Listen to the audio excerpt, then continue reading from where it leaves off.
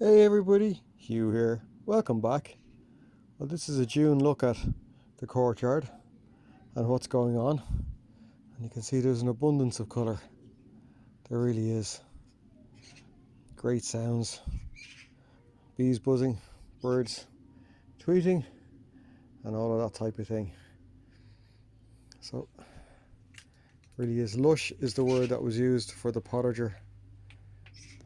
recent potager video a couple of times. And it's the same here with the courtyard. You can see it.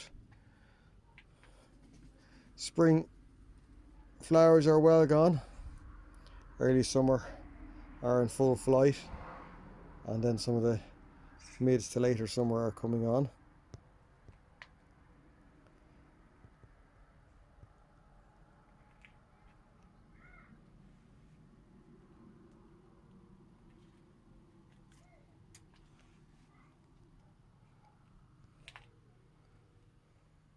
That's a nice sort of 360 of the courtyard.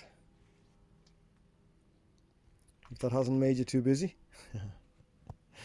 Anyway, let's do a little bit more of a detailed look. We'll name some of the plants and flowers and what's going on, some of the moves and changes, and what's happening there.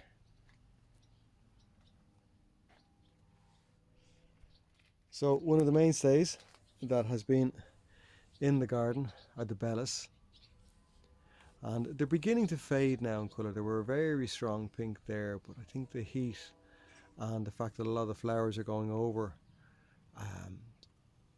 they're being outnumbered now by the fresher flowers coming on.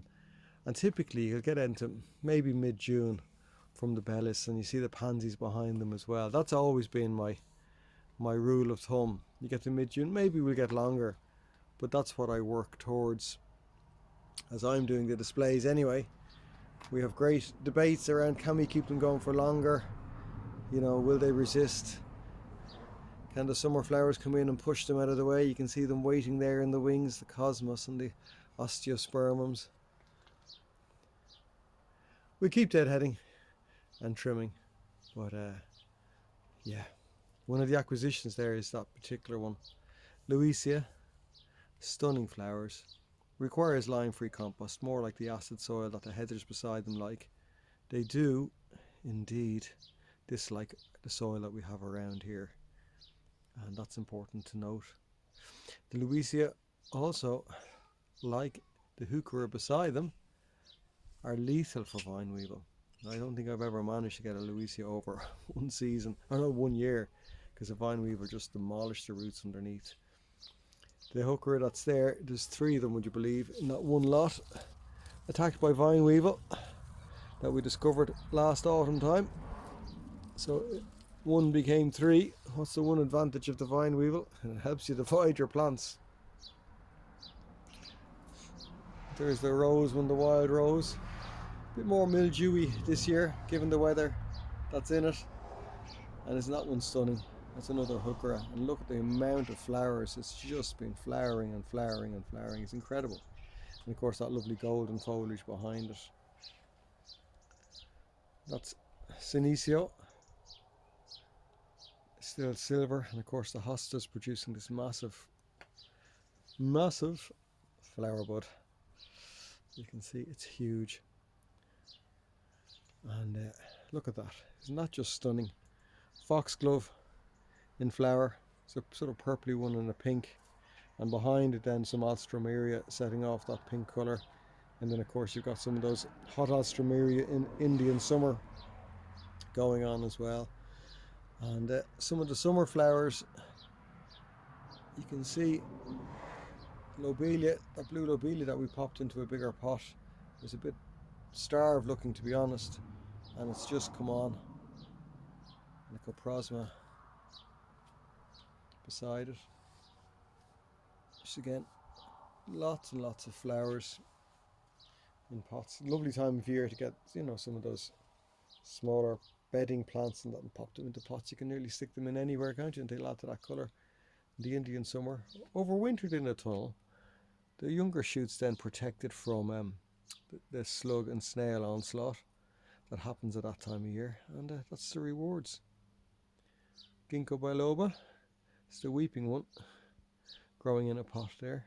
I'll have to do a separate video on some of the trees and pots. I saw somebody else doing a trees and pots, I think it was an Alan Titchmarsh video, so I must do an equivalent one for what we have here. And look at that, isn't that Hebe stunning? Hebe elliptica variegata, again pot growing, getting a little bit leggy but fits in there very nicely with the lavender beside it. A newer acquisition of a lobelia, the herbaceous type, and of course the Haken grass behind it, and that's the other we haven't gotten around to deadheading. You can see it.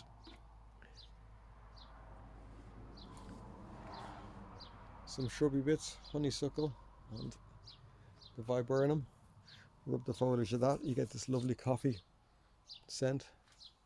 Unfortunately that robinia is after being hammered, I think, by heat by the looks of it, and not enough watering, unfortunately. And some more grasses there. Another woody looking hebe, and again another purple looking hebe. So that sort of brings, if you're looking at this sweep, you know, the side and to the back, that sort of brings that area to a close. And then we come to the pot pond area. You can see the water does drop, and it does need to be topped up at this point because there's evaporation going on. It is used by birds. Sorry, I'll just get in there. You can see the little terracotta pot on the side of the pot pond. You'll see them coming in through the trellis behind, and they'll balance themselves on that half terracotta pot is what it is, and they'll sip away the water and that, and you'll see various insects coming in, landing on the lily pads, same thing, refreshing themselves, and then away they go. I say, trees and pots, that beautiful red acer, it really is a beauty. And beside it, coming along very nicely, is that weeping willow, a little standard, a couple more shrubs and bits of greenery down there, and yet another hosta. We do have a collection of hostas outside the courtyard. I don't think I've shown them on video, but they are there. So we have a couple in here. That was me kicking the watering can. Again, some more pansies that we got in, or little violas that we got actually. Some more herbaceous, all on a little stands there, giving a bit of height. Nice to bring the pots up to your height rather than you have to go down to the pots, and that's the idea with the courtyard and the staging areas and the various stands that we have them on, and that gives a great depth to the borders here, the courtyard borders. And of course, I think I said it on the last one, the patio table is out and suitably adorned with garden plants and ornaments, as you can see. Another piece of Alstroemeria Indian summer there, looking very nice. The purple one, a smaller shrubby Alstroemeria down below. I thought it would start to gain some height, but it seems to be quite a dwarfer one. And a palmonium, a variegated palmonium that we had up on one of the chairs, but it just didn't seem to suit it very well. So I suppose it's more of a woodlandy type plant. And can you see that bowl in the background with the,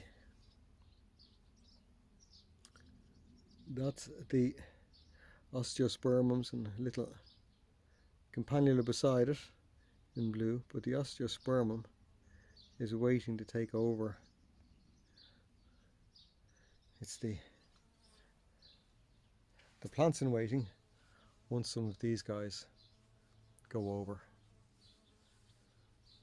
So we do have a couple of pots, and of course the white, the petunia down there, and dianthus are in a pot down there beside the watering can. So we do have some more flowers coming on, ready to take over. The courtyard gate, what a lovely effect. The ivies we had there during the winter, we took them back in under cover to give them a little bit of extra heat again. And then we had some pansies Judith potted on, and then she put the whole lot beside each other.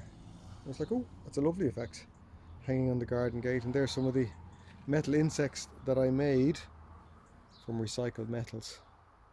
I know you can buy them, but I was making them there. And then in the distance, you can see there's the grow houses. People often wonder what's the layout, but you can see in the distance there the grow houses where the tomatoes are and various other bits. And across the drive, and yet another couple of trees.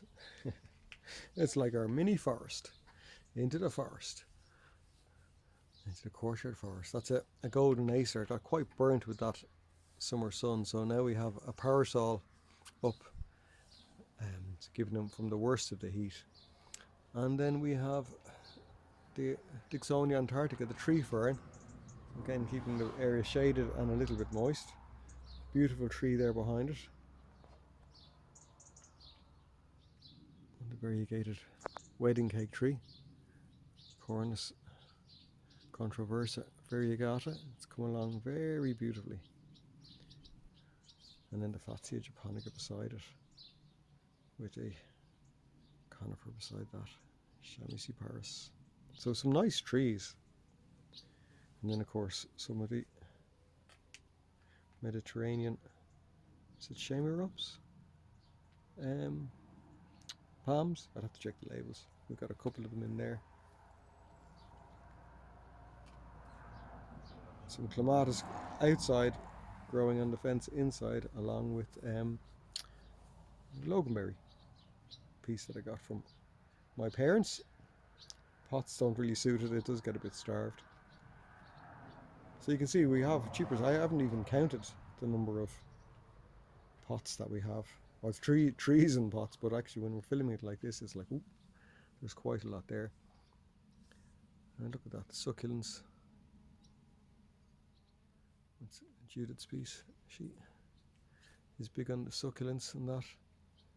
And her little tower arrangement. That was a bottle arrangement I did as a Christmas present for her. It's come along very nicely, has to be said, and she just picks up these along the way. You can see the ladybird and the shine, some of her crafts. And the roses aren't doing so well in pots outside the fungus. A natural spray based on fatty acids. And the sister or brother, if you've been looking at the potager videos or the allotment videos from earlier in the year, you would have seen that we have a bay tree that was very battered. There's a sister or brother of it. Very nice. And of course some grass is coming along, and you know that when we change things around in the autumn time, the grasses feature more in the staging area, so they're sort of in waiting, shall we say. And back around, pansies are doing very well, as I say, just waiting for them to literally flop over, but we'll keep watering and a little bit of feeding and deadheading as we go, get as much as we can out of them. And then some cosmos, and we've more cosmos then waiting to go, and some more osteospermums, and a lovely little red grass. So that's the tour, the June Courtyard tour. An abundance, fantastic time of year, it really is. Well, let's face it, it's always a fantastic time of year here, isn't it? But it really is. You know, we wait for a long time for the weather like this. It's been lovely and settled. Bit dry, you know. We could do with a little bit more rain, but we always have to be careful in this country about being careful of what we wish for, because we just might get it. So I'm sitting on the front step now, showing you when I'm having my cup of tea or cup of coffee. On the front step, this is the view, and it is rather lovely. As always, thanks for stopping by. Thanks for all the likes and the subscribing.